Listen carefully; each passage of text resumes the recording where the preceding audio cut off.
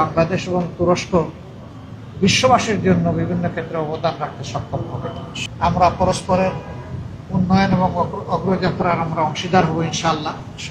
তুরস্ক আমাদের পরীক্ষিত দীর্ঘদিনের বন্ধু দেশ।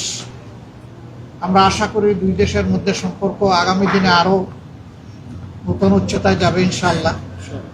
আমরা তাদেরকে অনুরোধ করেছি বেশ কতগুলা ব্যাপারে তাদের অ্যাটেনশন দেওয়ার জন্য।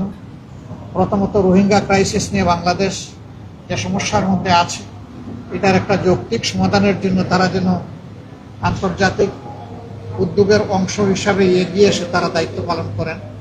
আমরা তাদেরকে ধন্যবাদ জানিয়েছি। বর্তমানে বাংলাদেশে রোহিঙ্গাদের জন্য তারাই সর্বোচ্চ অনুদান দিয়ে চলছেন এবং গোড়া থেকে এখন পর্যন্ত তারা আছেন, তাদেরকে ছেড়ে যান। আমরা এরপরে দুই দেশের মধ্যে ব্যবসা বাণিজ্যের বিভিন্ন ক্ষেত্র নিয়ে আলোচনা করেছি, বিশেষ করে আমাদের চামড়া শিল্প, আমাদের পাট শিল্প, গার্মেন্ট শিল্প, আমাদের শিক্ষা, স্বাস্থ্য, ডিফেন্স ইন্ডাস্ট্রি, এই সমস্ত বিষয়ে আমরা ফ্রুটফুল আলোচনা করেছি। বাংলাদেশ সরকারের সাথে সহযোগিতা করার জন্য আমরা তাদেরকে আহ্বান জানিয়েছি। এট দ্য সেম টাইম বাংলাদেশে আইনের শাসন, অর্থনৈতিক ক্ষেত্রে সুশাসন, ব্যাংক বিমার ক্ষেত্রে নৈরাজ্য বন্ধ করা এবং বিচারে স্বচ্ছতা নিশ্চিত করা, এই সমস্ত বিষয়ে তাদের পক্ষ থেকে বন্ধু রাষ্ট্র হিসাবে করণীয় কিছু থাকলে সেইটাও তারা যাতে পালন করতে পারে সেই ব্যাপারে আমরা তাদেরকে পরামর্শ দিয়েছি, অনুরোধ করেছি। তারাও আমাদের কথাগুলো খুব গুরুত্ব সহকারে শুনেছেন।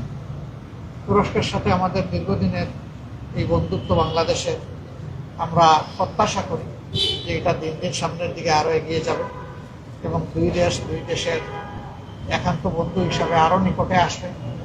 আমরা পরস্পরের উন্নয়ন এবং অগ্রযাত্রার আমরা অংশীদার হব ইনশাআল্লাহ।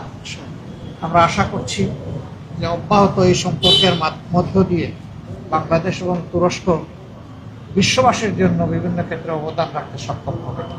আপনাদেরকে ধন্যবাদ। মোটামুটি এই বিষয়গুলোই আলোচিত হয়েছে আমাদের আজকের এই দীর্ঘ আলোচনা করতে গিয়ে তো আনুষঙ্গিক অনেক বিষয় আসে।